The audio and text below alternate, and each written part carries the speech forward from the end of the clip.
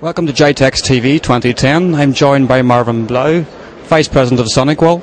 Marvin, tell us a little bit about Sonicwall and the products you have on range at GITEX. So Sonicwall is a provider of network security products, and at GITEX this week, the announcements that we're making at GITEX this week are around our next generation firewall. You know, we've been in the network security business for about 12 years now, but what we've done is continuously expanded more and more into the enterprise market.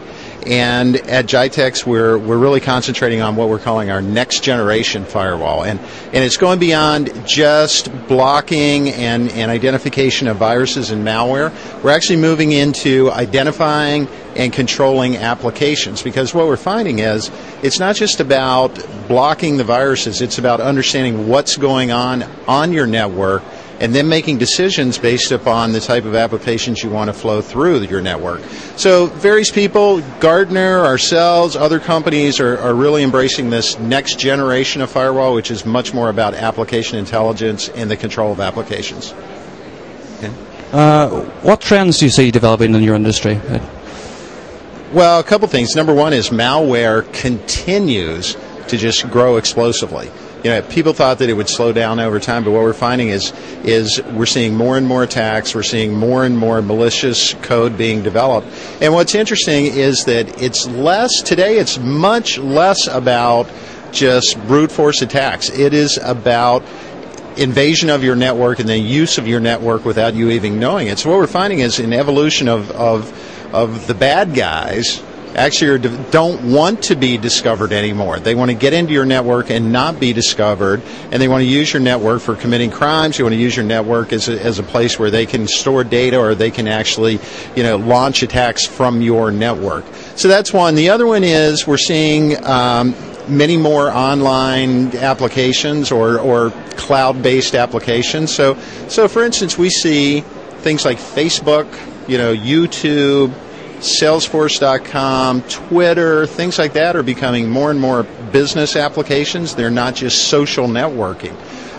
So what's happening is network administrators, CIOs, are finding themselves having to deal with an explosion of application usage that they don't necessarily own, and how are they going to control the use of those applications? Because they're still responsible for the security, but they find that the data and the application resides outside their network. So that's why next generation firewall technology is becoming extremely important.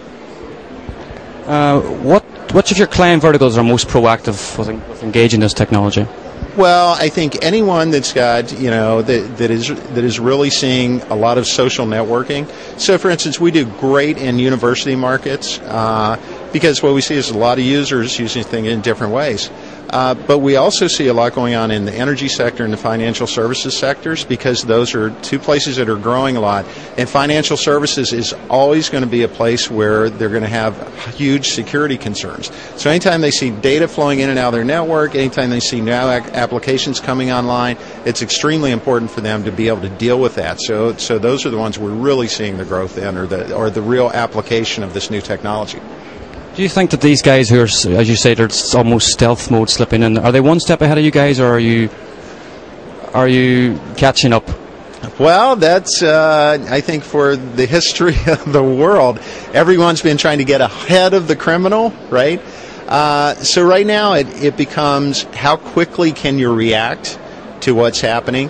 Now, what we're finding is because we have a worldwide network. See, the interesting thing about us being in business for so long, we've got an installed base of of millions of users out there, and all of those firewalls and devices that we've sold over time actually ping home to get updates for new viruses and so forth. So we're constantly collecting data. So we can take that data, or we can take that information that's coming in, we can start putting together trends, we can see things that are happening, and we're trying to be very proactive about getting in front of the bad guys. But that's the age-old question, is like how you develop the perfect defense. And when someone comes up with that, the rest of us would probably have to watch out. We won't be a business. Or maybe we'll be the ones to develop it. Well, let's hope no one actually discovers that anytime soon. What challenges need to be overcome in this particular region? You know, this region, I think, to us represents huge opportunity. Not just, you get the Gulf Coast, but also we feel like Africa is a great opportunity for us. The India market's a great opportunity for us, and the Near East market is a great opportunity for us. The things we need to overcome are just the fact of like how quickly can you establish a presence, right? Because it's a little different than expanding yourself in Europe or in North America, because here you've got so many different countries, so many different ways of doing business in those different countries that you just have to take that into account when you do it. We rely a lot on distribution partners. We've got a large relationship with Westcon, we've got a big relationship with Reddington, and we look to them to help us enter this market and help go on. The other thing, we're doing a lot of things locally with universities, we're doing a lot of things locally with some of the organizations that help. I think the free zone concept here has been magnificent for us. I think Dubai has been a great host for people that want to start doing business in the Middle East, and we just need to, at this point, continue to expand on the presence that we've got here. And finally, what best practices would you recommend for all those people out there, those business people? What would be the best practices you would recommend? Oh, they should not compete with me. But I would say, it's for us. It became one of choose the markets that you feel like you can be strong in. Go there, establish a good business, establish yourself as part of like the community there, the user community, the technology community, and then grow till you've got critical mass in one market. Then decide which one you want to go to after that. The people that come and try to go do business everywhere at once are never successful. You can't develop the relationships that you have to have, and that's what's extremely important about this market. It's all about relationships. It's about establishing local relationships. It's all about establishing the local relationships and building your business around those local relationships.